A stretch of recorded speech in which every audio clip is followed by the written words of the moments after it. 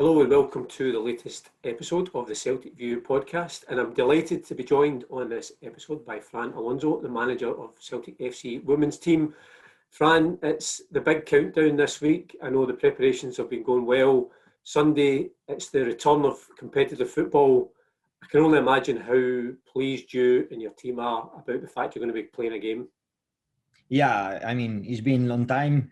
This second lockdown has been especially tough for us since the other leagues in Europe carry on. So our girls, or every player in Scotland, looks like they were the only one stopping. So it was a little bit harder to take. So that make actually this time even more special to us. Obviously, being able to do what we love, and it's all smiles, it's all enthusiasm, and we cannot wait. The only unfortunate is we cannot have our fans there, and they will be deeply missed. Obviously, it was massive the last time we played them, but thanks God they can watch it from TV, and hopefully we will feel their support from their homes. Obviously, I should say the game on Sunday, it's a 4 kickoff, and the game's live on BBC Alba, so people can tune in and hopefully see a Celtic victory. But I always imagine, like when you're training the players on any given week during the course of a normal season, it's that build up to the game at the weekend, and that hasn't been the case for a while. So has there been a different atmosphere within the camp this week, knowing that there's an end product coming on Sunday?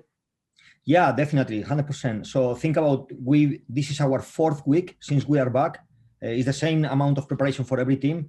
Normally, pre-seasons are 6 weeks, between 6 and 8 weeks. So anything less than 6 weeks, obviously, is for me still pre-season. But we have a competitive game. We only got the opportunity to play 2 friendlies, and they've been almost back-to-back, Thursday, Sunday.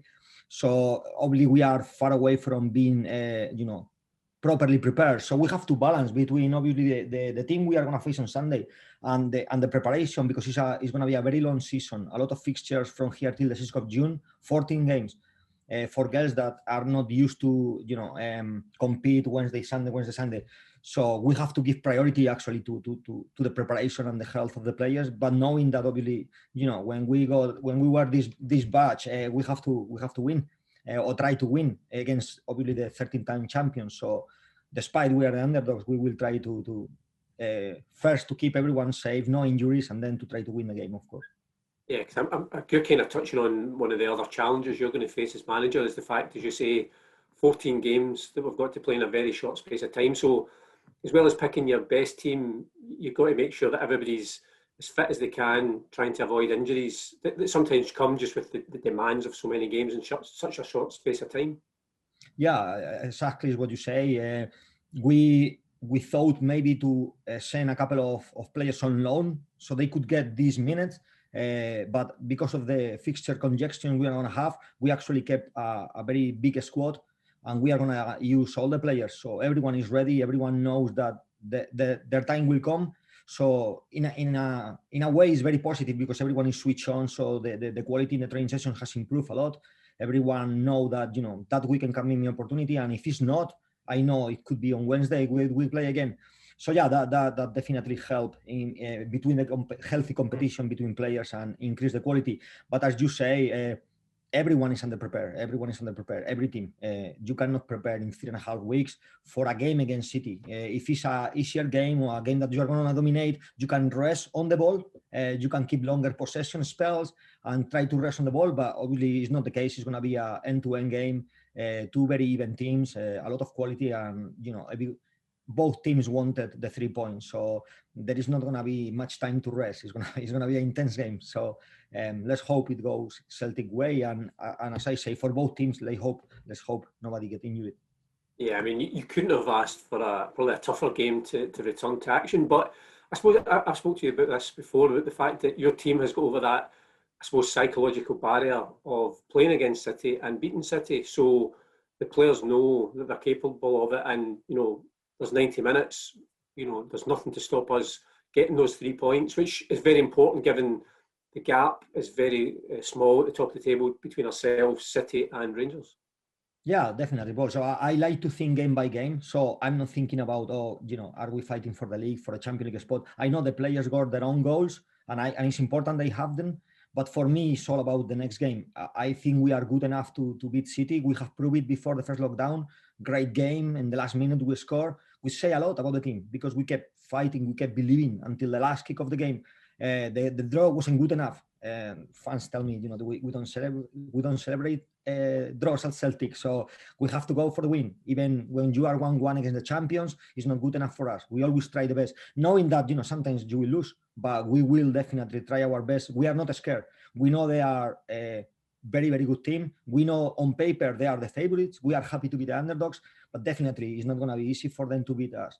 Last time it was a totally different scenario. They got 3.5 months to prepare for the game, and we had again 4 weeks. So they were at their peak, and we were under-prepared because of the time we had. So it was a very uneven. They were very, very dominating that game, but it's not going to be the same this time. It's going to be a more even game, and hopefully it would be a Celtic 3 points. You mentioned that basically you've had to do a mini pre-season over a short space of time, and how has that been then in terms of, I know you were keeping in touch with the players during the lockdown and they were doing their own fitness programs, and how were they when they all did they hit the ground running when they came back, or was it still pretty tough when they get back on the training ground? To be honest, I'm getting an expert on Preseasons. I joined January 2020 Celtic, and I've done 3 Preseasons since then. So I'm becoming an expert. But no, most of the players, they obviously they are professional players. They do the responsibility. They know how important it is to keep the fitness level high. Not only because of the fitness, pure fitness, it's because of the mental health. It's important that you keep doing sport. It's important that you keep developing yourself every day, despite you aren't able to go and play football. So I think we were gladly surprised when we came back. I thought the fitness levels were very good. Obviously, the touch was off, which is normal because some of them didn't touch a football for 3 months. But the fitness levels weren't bad. So we have focused more in the technical tactical part of the game rather than the conditional. Of course, we have this precision, so still volume is high, volume over intensity in precision. We still apply those principles, but yeah, we have done a lot of technical tactical work, especially since we got 4 new players that they need to know our rotations, our patterns, and how we like to build up or how we like to press. And how have the new players integrated themselves into the squad in terms of training and, as you say, getting used to the type of football that you want Celtic to play?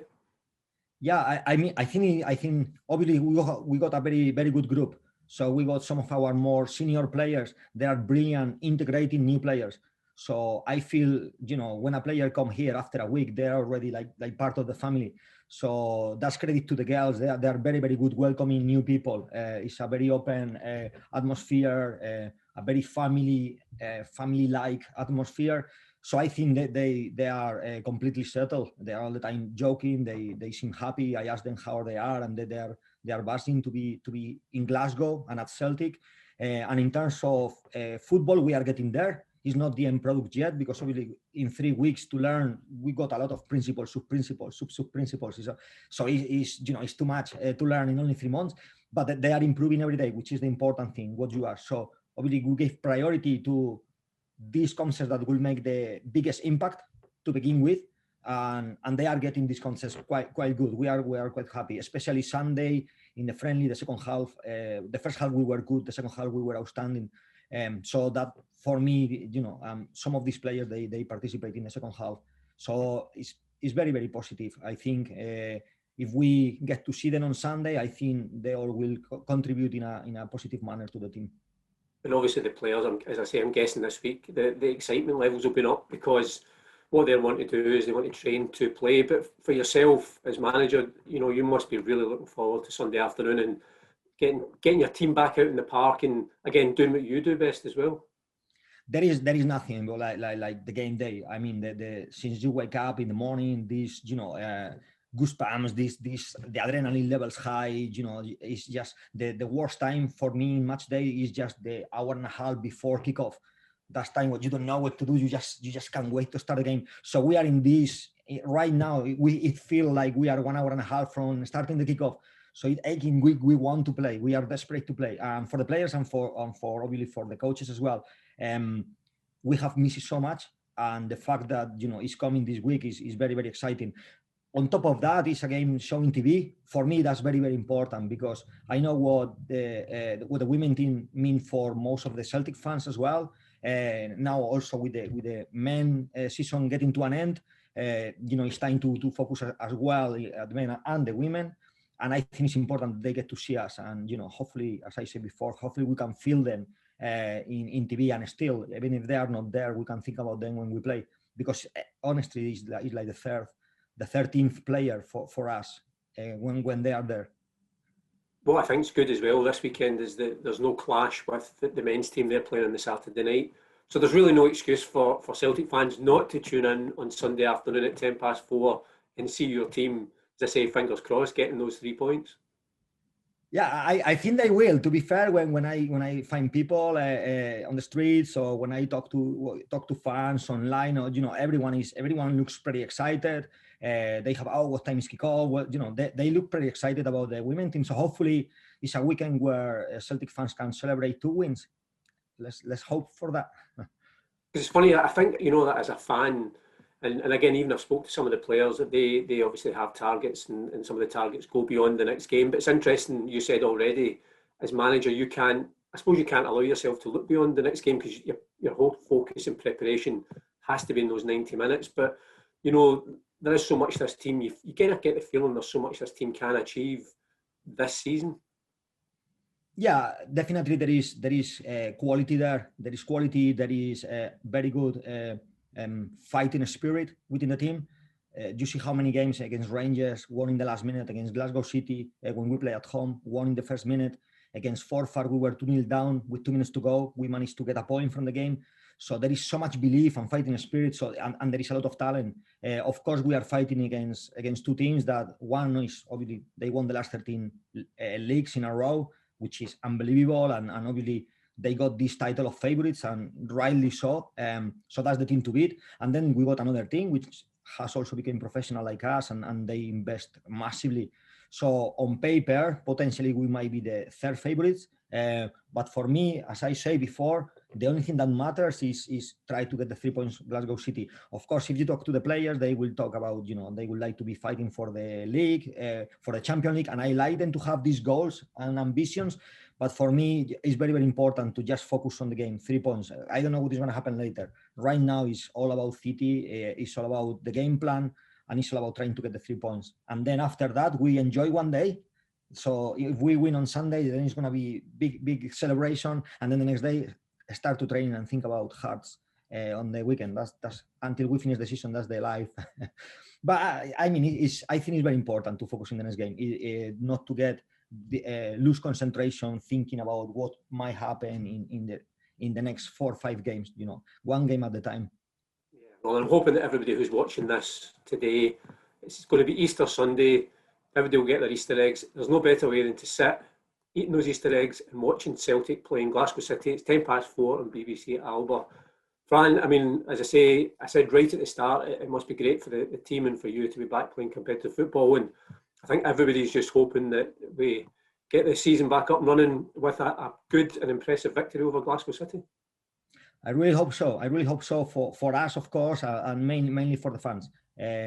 Hasn't been the easiest year, and I think it's very, very exciting what is going to happen next year, and it could be a good end of the season with the men winning the cup and us doing well in the league.